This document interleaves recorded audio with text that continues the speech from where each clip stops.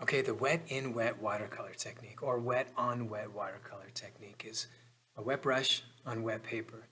What I like to do is I like to show this by first making a star just out of water, and not just the outside, but the inside as well.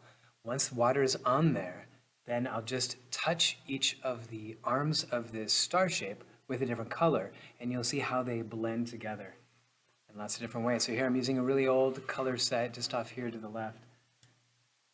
I'm going to paint first just with water. So nothing fancy about that. But water is what color can travel on. It doesn't have to be wet with just water. This could be, say if you did a tree, it's still damp, but you had different kinds of leaves.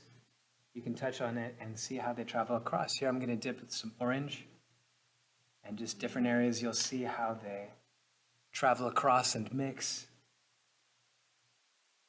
I'll get a little bit of, how about purple? You can see it really well. And this technique can look something like that. So we'll take a look at it again at the end when it is dry. But how can you use this at a more complicated level? Well, the wet and white technique can also limit how far the color travels. So again, if I go to my star that's drying, the color goes to the edges of wherever the water is. So if I have a more complicated shape, like this backpacker guitar and this mandolin, what I can do is I can add water in between, then add the color, and it's going to stop at the edge of the instruments. So it's a good way to limit where your watercolor goes.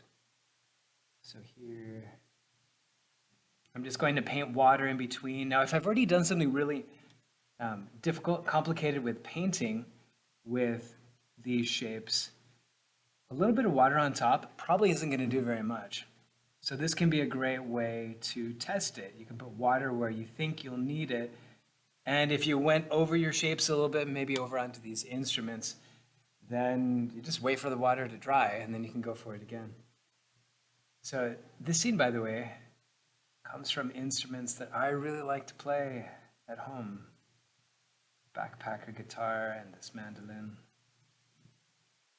But here, if I push this color around, you can see it's going to go all the way to those instruments. And as it dries, it'll stop right at the edge.